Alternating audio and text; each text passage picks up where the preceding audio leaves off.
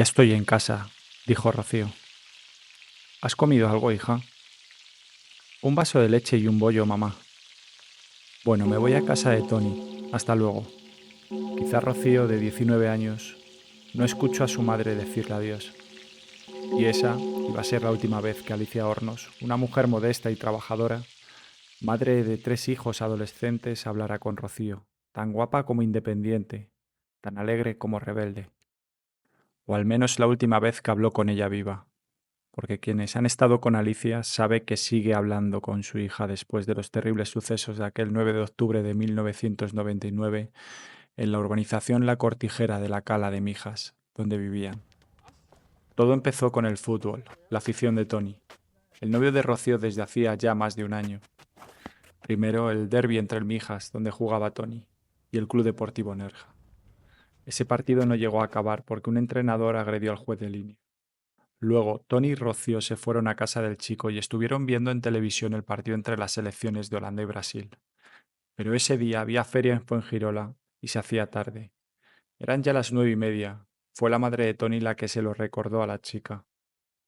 Rocío, ¿no decías que querías darte una ducha y cambiarte? Se te va a hacer tarde. Sí, me voy. Bueno, Tony, nos vemos a la 1:30 en la feria. Vale, en la caseta de los andaluces.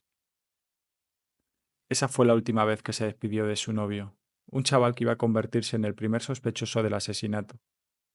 Pero aquella tarde todo parecía sencillo y trivial, tanto como salir de casa de Tony, en el pueblo de La Cala, y andar hasta un pequeño chalet en la urbanización de La Cortijera, al otro lado de la autovía.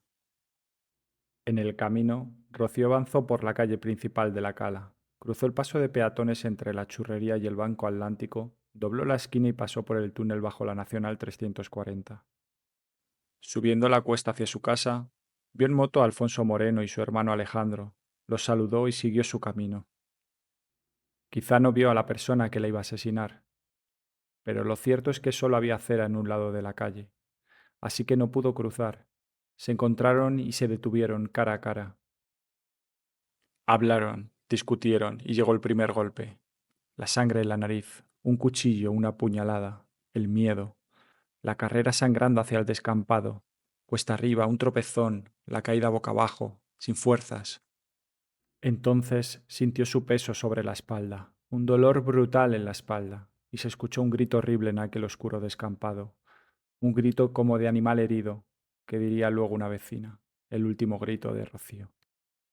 Todos sus amigos preguntaron por ella esa noche. A la mañana siguiente, su madre puso una denuncia ante la Guardia Civil. Por la tarde, cuando daba un paseo para vencer la ansiedad, la mujer encontró en un descampado unas zapatillas blancas junto a un gran charco de sangre. Eran las Nike que llevaba Rocío, estaba segura. El pueblo se movilizó. La fotografía de la chica se colocó por todas partes y llegaron las cámaras de televisión. Nadie quiso decírselo a la madre, pero el caso tenía muy mala pinta. Rocío no había usado su tarjeta de crédito ni su teléfono móvil desde el momento de su desaparición. Todo indicaba que se trataba de un secuestro o un crimen con un móvil sexual.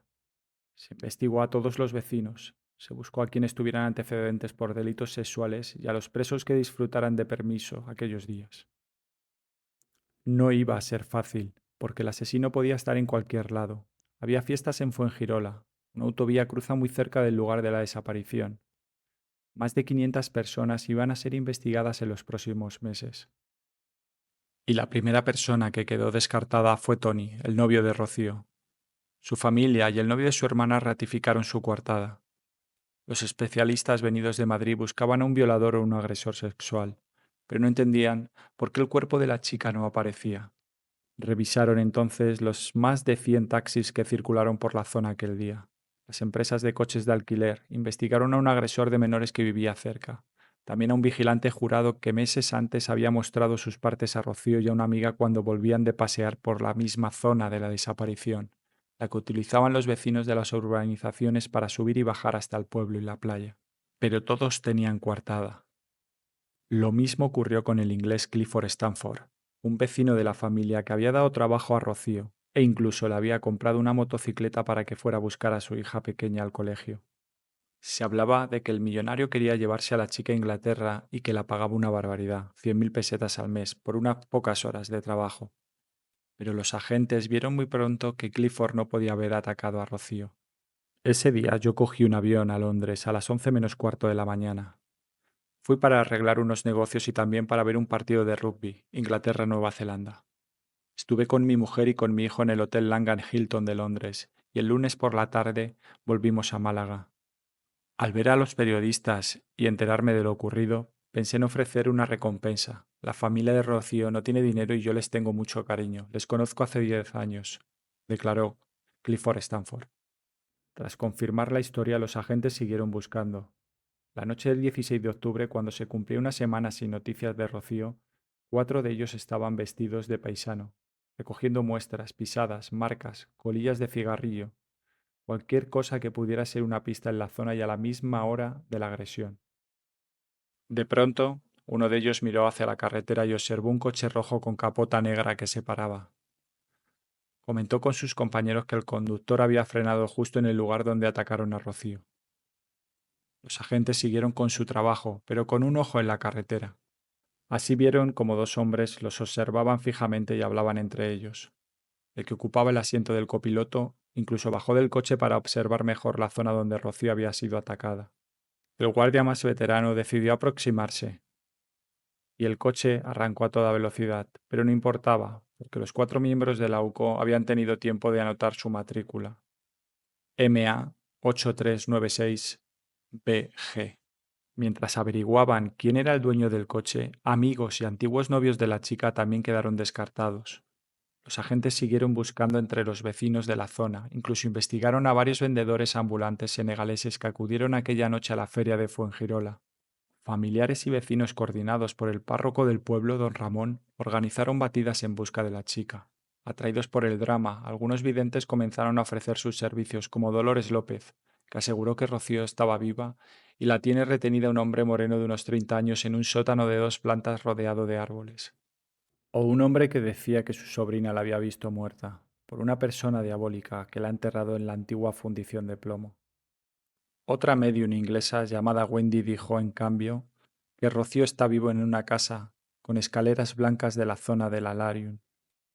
Pero quizá el caso más sonado fue el de un vidente catalán duro de oído que en lugar de viajar a Mijas se personó en el cuartel de Níjar, Almería, ofreciendo sus servicios para encontrar a la chica desaparecida del pueblo.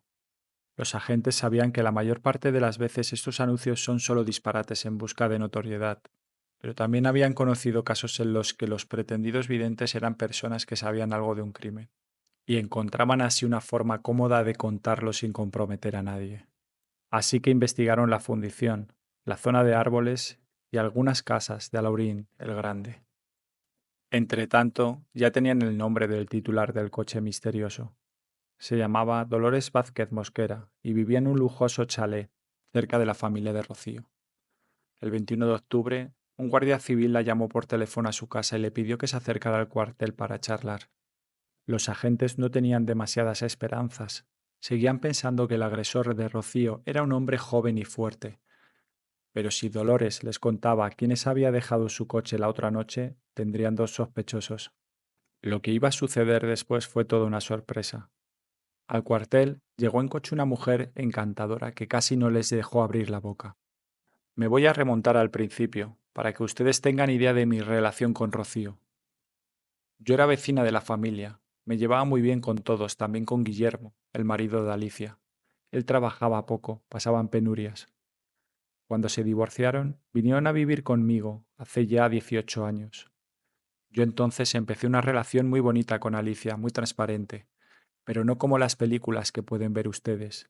Ni Alicia ni yo somos gays. Dolores Vázquez, a la Guardia Civil, esa fue su declaración. ¿Películas? Los dos agentes sabían que debían dejar hablar a la mujer, y Loli parecía encantada en contar sus intimidades sin que la preguntaran. Intenté adoptar a la hija de Juani, una hermana de Alicia, porque su marido tenía muchos problemas con el alcohol. La convencí para que no abortara. Así la tuve 5 años, pero su madre biológica iba retrasando la firma de los papeles de adopción. Cuando la niña tuvo la edad de ir al colegio, yo quería que tuviera mis apellidos, Vázquez Hornos. Los agentes la miraron extrañados. Loli acababa de hablar de sí misma como una persona casada con Alicia Hornos, la madre de Rocío, al colocar el apellido de ella detrás del suyo. Pero la mujer fue rápida de reflejos y reaccionó. Perdón, Vázquez Mosquera. Los guardias civiles dedujeron que la madre de la chica desaparecida y Loli habían tenido una relación sexual y sentimental durante 12 años. Le preguntaron por el motivo de la ruptura de aquella pareja de hecho. Se deterioró por los comentarios de la familia de Alicia. Después de que se fuera, yo le di dinero para que no pasara hambre. También le busqué un trabajo a Rocío en el Hotel Sultán, donde ya era directora. Desde 1997 no tengo relación con Alicia porque me dijo que había rehecho su vida con un hombre y que no volviera a visitarla. Finalmente, los agentes le preguntaron por lo que habían ido a buscar. Uno de ellos, un hombre con más de 20 años de experiencia en la Guardia Civil, la acompañó hasta el aparcamiento. Allí estaba el coche que habían visto rondar por el lugar del crimen. ¿Le dejó usted el coche a alguien el otro día, la noche del 16 de octubre? Nunca, a nadie. No puede ser, haga memoria. Dos hombres estaban dentro de su coche en la zona donde desapareció Rocío la otra noche. ¿Estás segura de que no le dejó a nadie? Claro, es imposible, lo guardo en el garaje con mando a distancia. Además, ese coche nunca lo ha conducido ningún hombre. El guardia civil se acercó a la ventanilla y observó el interior del vehículo. Sobre el asiento había una gorra Nike color crema exactamente igual que la que llevaba puesta uno de los dos hombres misteriosos de la otra noche. El agente se puso en guardia y pidió a Dolores que abriera el maletero. No había nada. Cuando la mujer salió del cuartel, ya habían decidido seguir investigándola. 30 kilómetros al este del lugar de la desaparición de Rocío, en Marbella, Ignacio Revuelta estaba limpiando junto a las pistas de tenis del club Los Altos del Rodeo. Llevaba una motosierra para cortar troncos. De pronto, su compañero Pedro Manuel Cuadra le avisó de un olor muy fuerte entre las hierbas. Parece un animal muerto, voy a ver. Lo que descubrieron fue un cadáver que estaba casi descompuesto. Al otro lado de una valla había ropa en unas bolsas de plástico grandes y negras, como las que se usan para guardar la basura. El 2 de noviembre de 1999, cuando la noticia llegó a Mijas, la familia de Rocío conservaba algunas esperanzas.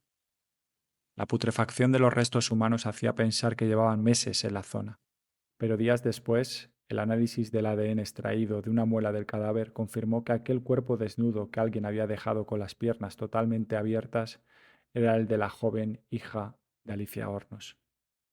Todas las lesiones descritas han sido ocasionadas por un objeto inciso punzante monocortante, arma blanca.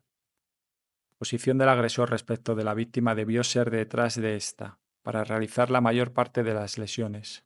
Fue el informe de la autopsia de Rocío. Para quien sabe escucharlos, los cadáveres siempre hablan. Con el de Rocío los agentes creyeron que el agresor la conocía.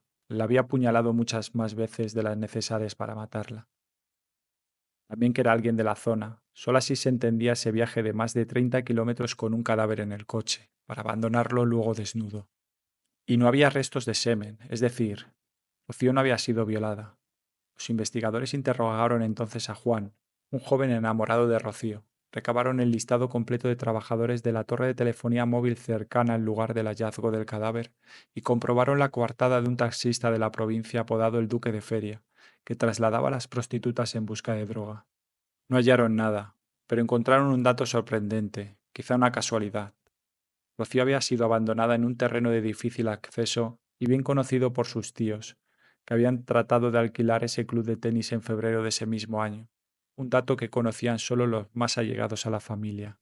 Pensaron que el asesino había tratado de culpar a algún familiar de la chica. Un vecino declaró entonces que, poco después de la hora del crimen, hacia las 10 de la noche, vio la sombra de una persona subiendo por el camino de tierra que comunica el lugar del crimen con otra urbanización cercana, el Chaparral. Era solo una sombra, pero los investigadores pensaban que era la sombra del asesino de Rocío. Otro testigo aseguró haber visto un coche pequeño y oscuro cargando un bulto en el descampado hacia la 1:30 de la madrugada, 4 horas después del asesinato. Así que lo más probable era que el asesino, tras matar a Rocío, se fuera a casa, consiguiera un coche y hubiera vuelto después para llevarse el cuerpo de la joven. Quedaba descartado un agresor de fuera del pueblo. No se hubiera tomado tantas molestias para ocultar el cadáver. Simplemente habría huido. Además, junto al cuerpo, los agentes encontraron un trozo de papel adhesivo igual a los que se repartían durante los rastreos en busca de Rocío. Dedujeron que el homicida vivía por la zona y posiblemente habría participado en la búsqueda de la joven.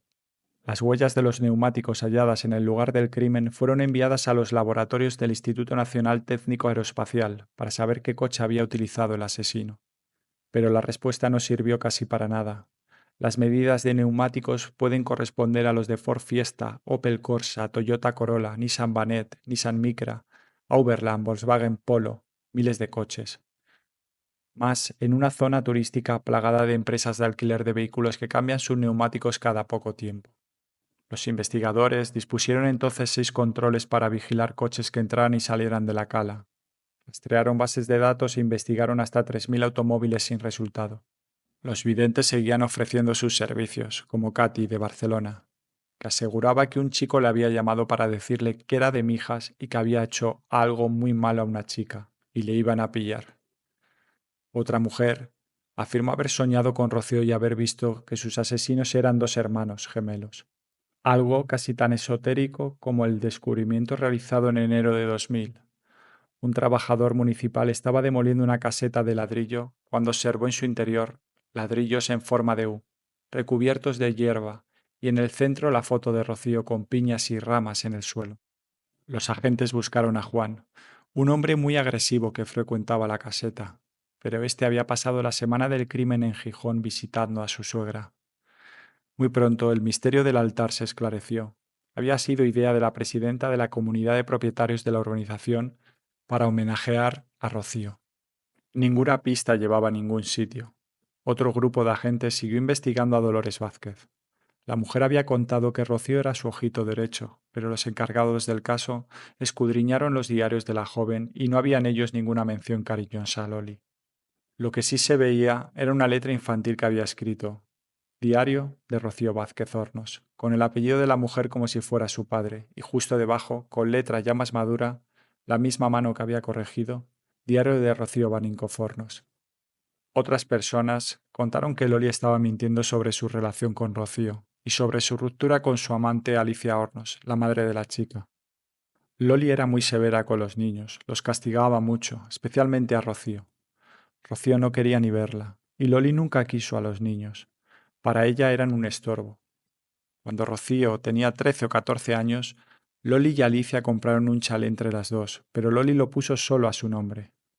Poco antes de desaparecer Rocío, había tenido una bronca con Loli y le había dicho: «Tú nunca nos has querido y nos has robado», declaró Josefina Hornos, tía de Rocío, a la Guardia Civil. Fue Alicia la que lo dejó con Loli. Luego Loli ha intentado volver con ella, la ha estado llamando. Es una mujer muy violenta. Intentó agredir a Serafín por un problema de dinero. Otra vez había pagado unas cortinas, pero el encargado no se las llevaba a su casa, así que Loli fue a la tienda y le dio una paliza a puñetazos. José Lucha, tío de Rocío. Mi hermana me dijo que con Loli había tenido un flechazo, que nadie la había mirado nunca como lo hacía ella. No la veía como una mujer, a mi hermana siempre le han gustado los hombres. Pero Loli chocaba con los niños y es muy violenta.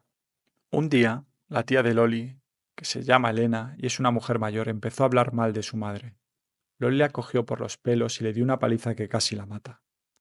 Fue mi hermana la que lo dejó con Loli y ésta la seguía llamando para que volvieran, comentó Juana, hermana de Alicia Hornos. La madre de Rocío contó a la Guardia Civil cómo Loli se había quedado con la casa de Mijas cuando rompieron su relación. Solo aceptaba ponerla también a mi nombre si desheredaba a mis hijos. Y cómo obligaba a Rocío a llamarla señorita Vázquez mientras trabajaban juntas en el Hotel Sultán en el verano del 97. Alicia contó también que Loli le había anunciado que contrataría unos matones para dar un escarmiento a su hermano, Serafín Hornos. Alicia casi no sabía leer cuando conoció a Loli y admitió que había puesto en sus manos la educación de sus 3 hijos. En su vida como pareja, Alicia aseguró que ella se quedaba en casa limpiando y con los niños mientras Dolores era quien llevaba el dinero a casa y también a veces quien salía a divertirse. Loli, por su parte, había dado 3 versiones sobre cómo se enteró de la desaparición de Rocío. Los agentes habían averiguado que la mujer tenía el coche estropeado la noche del crimen, porque le pidió a una amiga que acudiera al aeropuerto a buscar a su nueva asistenta, que llegaba desde Rusia. Tetiana, la última empleada del hogar de Loli, se despidió de la casa poco después. La mujer contó lo que ocurrió antes de que se supiera que Rocío había sido asesinada. Ella llegó hacia las 10 y se enfadó porque yo no había apagado la televisión ni había dado la cena a su madre. Cogió un vaso con un té, dijo que estaba frío y lo tiró al suelo. Yo dije que me marchaba, que no quería seguir trabajando allí. Ella cogió un cuchillo y empezó a clavarlo sobre una foto de Rocío, sobre el fregadero. La asistenta se fue a casa de Mari Carmen, una vecina de Loli que le preguntó por lo ocurrido. Dolores le contó que había despedido a la criada porque había dejado que su madre se cayera al suelo, pero la propia sobrina de Loli confirmó que el incidente con la asistenta se produjo al tratar de explicarle cómo habían asesinado a Rocío.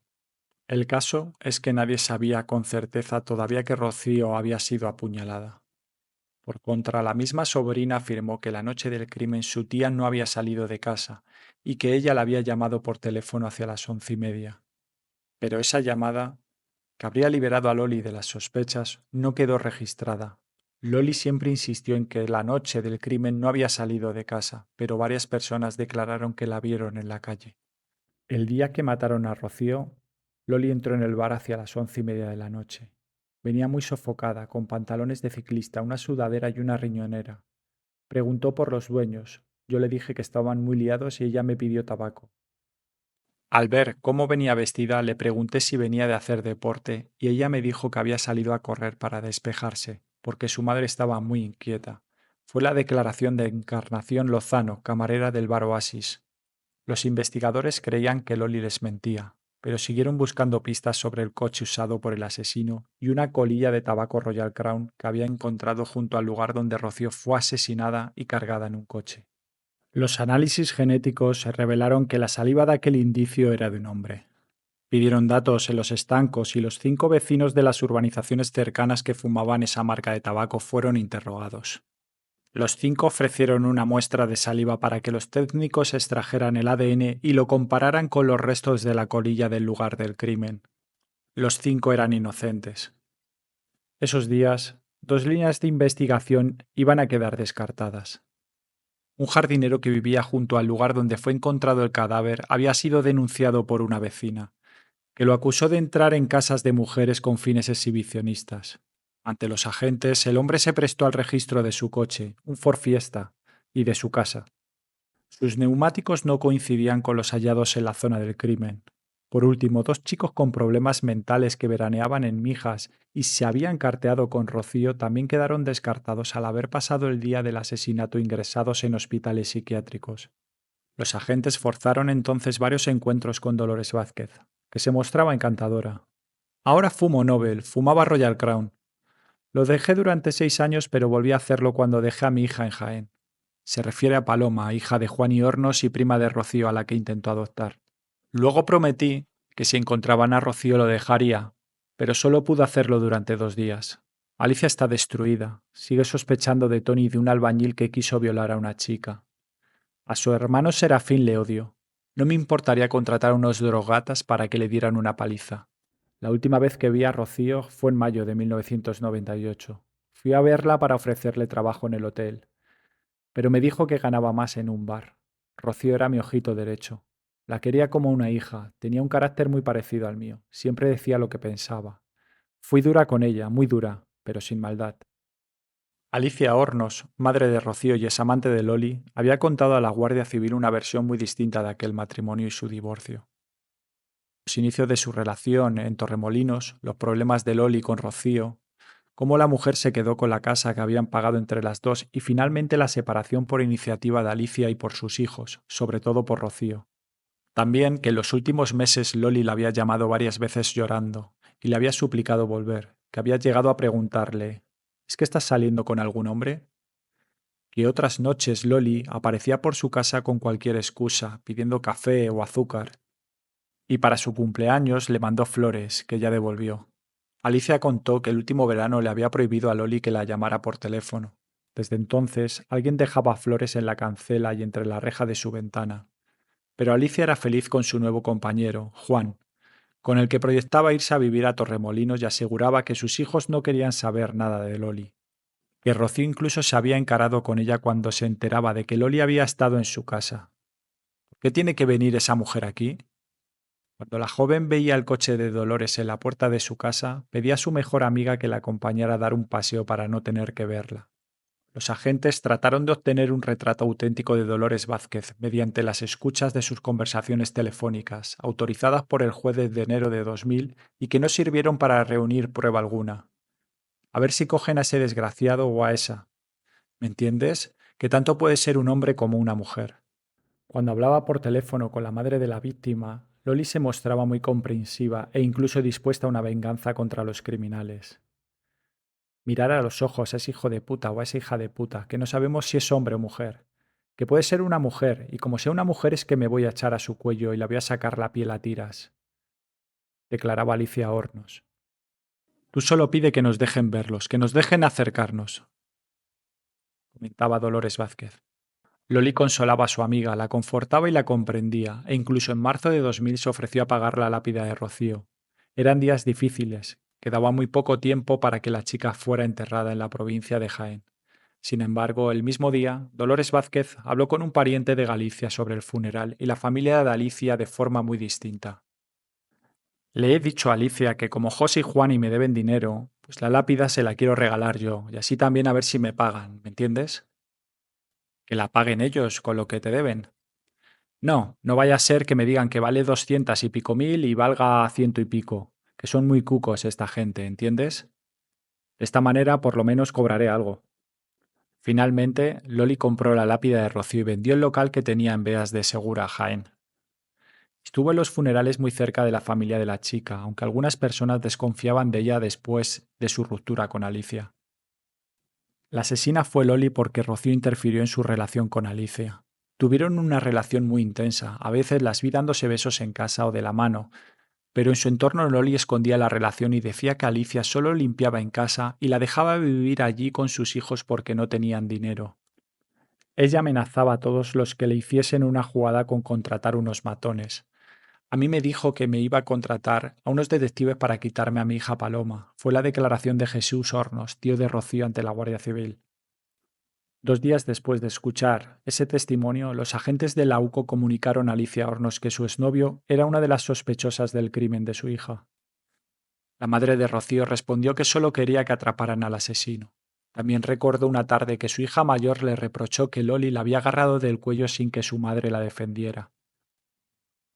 Mamá, un día me va a matar y tú no vas a hacer nada. En los días siguientes Alicia habló por teléfono con Loli y le reprochó. ¿Por qué me haces esto? Has matado a mi hija y ahora me estás matando a mí en vida. Loli negó las acusaciones. ¿Cómo puedes pensar eso? En otra de las conversaciones, la madre de Rocío acusó directamente a su exnovia. Has sido tú, asesina. Pero la mujer no perdió los nervios. Vente a casa y hablamos, Alicia. La madre de Rocío ya no quería ver a su antigua pareja. No voy, porque si voy, te mato. Futurólogos, gurús y videntes seguían ofreciéndose para dar pistas. Pero los investigadores ya no miraban con tanto escepticismo, sobre todo desde que descubrieron la gran cantidad de llamadas que la principal sospechosa efectuaba a líneas 906 de evidencia y tarot. En un mes había llamado 37 veces a esos teléfonos. Se pasaba hablando hasta 36 minutos en una sola llamada, y lo hacía casi a diario. La factura telefónica no engañaba. Sin embargo, ante la Guardia Civil ella negó ser siquiera aficionada a esos temas. Nunca quedó claro qué hizo Dolores Vázquez la noche del crimen, pero lo cierto es que los testigos desmintieron su versión. La vieron fuera de su casa y dijeron que paseaba por la zona donde mataron a Rocío. También que llevaba una riñonera y usaba bolsas de basura como las encontradas junto al cadáver. Loli, por su parte, afirmó que no había salido de casa. Luego admitió haber bajado a comprar tabaco y aseguró que su sobrina había estado con ella. Las contradicciones no la hacían culpable, y Loli siempre se declaró inocente. Entonces, los agentes de la UCO lanzaron un órdago. Pidieron a la hermana de Alicia que se hiciera la encontradiza. La iban a acompañar dos mujeres jóvenes, guardias civiles vestidas de paisano, a las que presentaría como amigas que acababan de llegar a Mijas. Loli desplegó su encanto y su buena educación. Las guardias infiltradas pudieron así tomar café con la sospechosa, acudieron invitadas a su casa y compartieron confidencias. Con los datos de esos encuentros y otras entrevistas, una de ellas, psicóloga, elaboró un perfil sobre Dolores Vázquez. Inteligente, realista, sentido práctico acentuado, coquetería, vanidad, engreimiento, explosiones de genio incontrolado. Difícil de alterar salvo que se le toque su orgullo, exigente con las personas de su entorno, pedante e insoportable. El camino paciente y del nerviosismo, con este sospechoso no concuerda con sus rasgos de personalidad. Este fue el perfil psicológico de Dolores Vázquez. Cuando los ojos de los investigadores estaban puestos en Loli, una pista iba a distraerlos. Al buzón de casa de la familia de Alicia Hornos en Arroyo de los Jancos, Jaén, una dirección conocida solo por los más íntimos, llegó una extraña carta en la que se incluía una fotografía de una casa prefabricada modelo Tirol y un número. Se aseguraba que el dueño era el autor del crimen de Rocío. La nota estaba escrita a bolígrafo, pero usando una regleta para disimular la letra y la escritura del autor del anónimo. Los agentes buscaron casas así por la zona y pronto encontraron a quienes fabricaban ese modelo en Mijas. Un ciudadano belga y uno español, antes socios, ahora enfrentados. Los agentes se entrevistaron con ellos. ¿Han tenido problemas con alguien para que los acuse de un asesinato? No, con nadie. Los guardias civiles pensaron que podía tratarse de una venganza o una broma de mal gusto. Fue entonces cuando el empresario belga recordó su único incidente serio en la cala de Mijas. Había colocado una de sus casas prefabricadas en un terreno de una urbanización. Una mujer lo había denunciado porque le quitaba las vistas del mar. El hombre había ganado el pleito y el tema había acabado ahí. Cuando les llevó hasta la caseta de la discordia, los agentes descubrieron que estaban en la urbanización El Chaparral, y la casa de al lado era la de Dolores Vázquez. Ella era la que les había denunciado. Cuando le preguntaron, Loli negó haber enviado ese anónimo. El 6 de septiembre de 2000, 11 meses después del asesinato de Rocío, Dolores Vázquez fue detenida en su casa. En el interrogatorio posterior, la mujer mantuvo su inocencia. ¿Se marchó Alicia con los niños? Sí. ¿Qué ocurrió? Iban las cosas mal hace tiempo. Le decía que no la quería. Discutíamos. ¿No salió a pasear aquella noche? No. ¿Usaba bolsas de plástico para pasear? Yo no. Era Luda quien se las ponía. ¿Usted despidió a su asistenta? Sí, un día llegó diciendo que mañana día libre. Se enfadó, se puso nerviosa, le expliqué que a Rocío la habían matado, cogí un cuchillo y le dije que la habían asesinado. ¿Conoce la zona donde apareció el cadáver? No. ¿Quería usted pedirle a Alicia que volvieran a salir juntas? No. Me dijo que le iba muy bien con ese hombre. Nunca le mandé flores ni la llamé para eso. El 9 de octubre se encontró con Rocío. No. ¿No discutió con ella? No. ¿Sabe de qué se le acusa? Sí, de que he matado a Rocío. Pero yo no he sido. El juez sabía que Loli había mentido durante el interrogatorio, que sí paseaba por la zona del crimen, que quería volver con Alicia, que su asistenta no fue despedida, sino que huyó tras la escena del cuchillo y que la noche del asesinato se había salido de casa. Ordenó que Loli ingresara en prisión. Las imágenes de la mujer y la historia pasional con la madre y el crimen de la hija recorrieron España. En Marbella, una vidente llamada Marisa Sevillano afirmó a dos agentes de la UCO que la entrevistaron que meses antes del crimen de Rocío, Dolores Vázquez había acudido a su consulta. Me dijo que la persona de la que estaba enamorada no podía volver con ella por culpa de un hijo, que la relación estaba rota y que esa persona lloraría lágrimas de sangre. Según la vidente, Loli le prometió antes de irse que esa familia se acordaría de ella. Dolores negó siempre haber visitado a esa futuróloga. El último indicio que no prueba contra Dolores Vázquez se encontró en el registro de su chalet. Varias prendas de vestir de Loli se enviaron al Instituto Nacional de Toxicología para su análisis. El objetivo era comparar sus fibras mediante complejos procedimientos químicos con una fibra de ropa que se encontró pegada en el abdomen del cadáver de Rocío y que no se correspondía con ninguna prenda de la joven. Los análisis confirmaron que un pantalón de chándal color cereza y un jersey de pico color fucsia de Loli presentan concordancias morfológicas y de composición con las fibras halladas en el cuerpo de Rocío. Sin embargo, un segundo análisis no permitió ver si había coincidencia de color. Nunca pudo saberse si las fibras eran las mismas. Y además, ese tipo de análisis no ofrece la certeza de una prueba de ADN. En el juicio, como en el crimen, la realidad superó a la ficción, según el fiscal. El jurado, los periodistas y el público vivieron momentos de enorme tensión. La madre de Rocío, que llevó una fotografía de su hija, rompió a llorar en varias ocasiones. Fiscal y acusador particular aportaron sus indicios contra Loli. Esta se mostró aparentemente tranquila y restó importancia a su relación amorosa con Alicia, al tiempo que afirmaba querer a Rocío como a una hija. Mantuvo su inocencia y suplicó que se buscara al asesino de la chica por toda España, porque ella no había sido y el criminal estaba libre, posiblemente en esta sala. Nunca se encontró el teléfono móvil de Rocío, ni el arma del crimen, ni el coche en que fue trasladado el cadáver. No hubo testigos directos, ni se hallaron huellas en el cadáver que pudieran identificarse. Pero a Dolores Vázquez, 7 de los 9 miembros del jurado la creyeron culpable. Fue condenada a 15 años de prisión y siguió en la cárcel, desde donde clamaba su inocencia. En febrero de 2002, el Tribunal Superior de Justicia de Andalucía ordenó la celebración de un nuevo juicio con otro jurado popular porque se había producido un quebrantamiento de las garantías procesales de la acusada. Según los magistrados, el veredicto y la sentencia contra Loli fueron generalizados e inconcretos.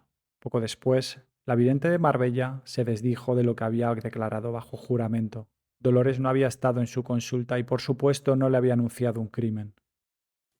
El caso se complicaba y todo parecía indicar que se iba a cumplir lo que la propia Dolores Vázquez anunció a un vecino.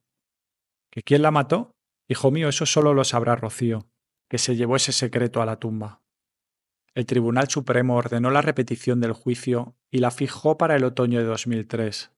Apenas un mes antes, otra joven y otra tumba iban a hacer saltar por los aires la verdad oficial del caso, a romper los pronósticos de Dolores y a dar con el verdadero asesino de Rocío.